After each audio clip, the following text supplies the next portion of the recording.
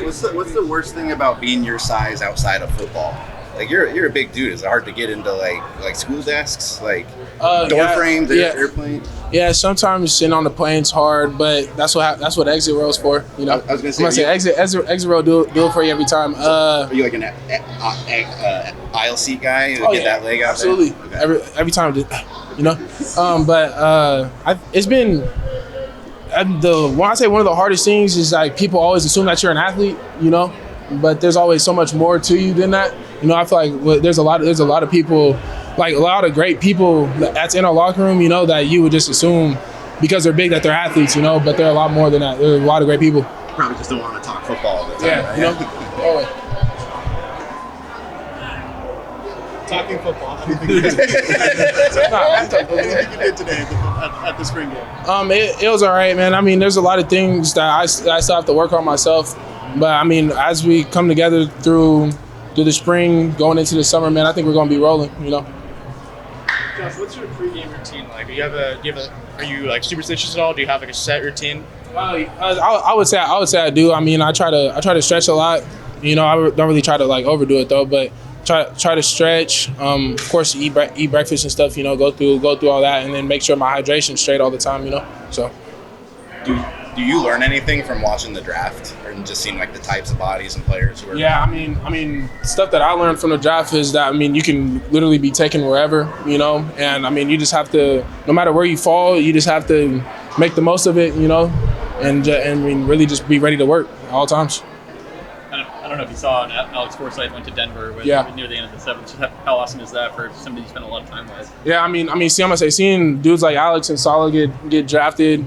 I mean, it means the world to me, you know, and I mean, just seeing dudes like that have been around for such a long time here, for them to make it out, you know, and get to that next level. I mean, it just gives me more motivation to get where I want to be. You feel me? So, how much responsibility do you feel heading into this year? You're going to be a starting tackle, and just how much, I guess, are you trying to shoulder with this offense as you head into your second year? I mean, I really just try to play my part, you know, keep that guy over there upright, you know, and just do as best as I can, try to lead us to a national championship. Hopefully, that's our goal. So, how do you think the new offensive line is molding together after key players have left recently? I mean, I feel like we're a lot more closer in our room, honestly, and it's a lot more cohesive because of Coach Terry, because he makes us shake up every day after practice. We pray before every meeting, to start every meeting, and I mean it's really five is one. You know, that's the thing we say. 5 is 1, and that's what we try to do. We try to just stay together and do what we do. What guys on the defensive line really impressed you today? I mean, young Mateo, man, he's gonna be a dude, man. Whether people believe it or not, he's gonna be a dude. And I mean, Brandon Dorris is gonna always do what he does. You know, and I mean, Taki, that's a big dude. that's a big mug to try and move. You know, so yeah. I think you mentioned Mateo last time too. What about him impresses you? I mean, his ability to bend. He can give you power. He can give you speed moves. You know, he got it all. He got it all in his bag. You know, so I think he's gonna be a great player. Are you guys kind of petitioning to get him at tight end? We saw him get in there. Oh man, hey, he can do whatever. I'm gonna say you put him out. You put him on the outside. You put him on the inside. Defense, offense. You know what he's do. The offense kind of struggled to get going this game. Yeah. Whether that be drops or whatever the reason may be, but there's been a talk about the defense and how they kind of stepped up over the course of the spring camp. Was this a reflection of what the defense looked like? Oh yeah, absolutely. You know, and I think there's a lot of big improvements, especially on the back end of our defense. And I mean, they're good. I mean, the coach that we brought in to coach our back end, I feel like have really took those guys to the next level. You know, and a lot of the box play has been pretty good as well. That's why, I mean, that's what makes O-line as good as we're gonna be. You know, is them. You know, so. You were here last year. You obviously got to go against the defensive line that was here last season. Yeah.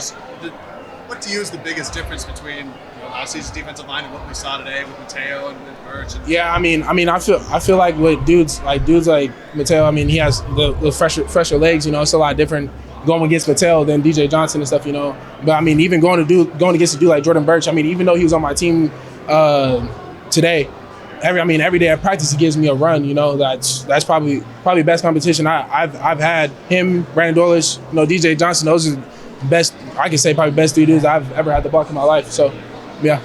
You said the other day that Dorlish probably won't credit you for beating him that often Yeah. in practice. You feel like you got him a few times today? Man, here and there, man. You know, and the best thing about Dorlish is, man, he's always doing it to try and make me better, so I can make him better. You know, iron sharpens iron. You know, that's just how it is, and that's what it is around here at all times. What do you take when you lose a rep from Dorlish? Like, obviously he's a great player. And yeah, I mean, a lot of the times I already know like what I messed up on to what gave him the advantage.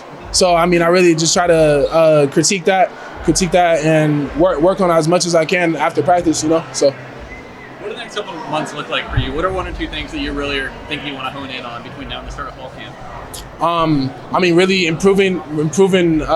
Just having a nasty streak. You know, I feel like a lot of people will tend to say I don't really have that grit or grime. You know, that's really what I'm trying to finishing people off. You know, finishing all my blocks is something I really want to work on. You know, and just staying consistent and making everybody around me better. You know, that's just what I want to do.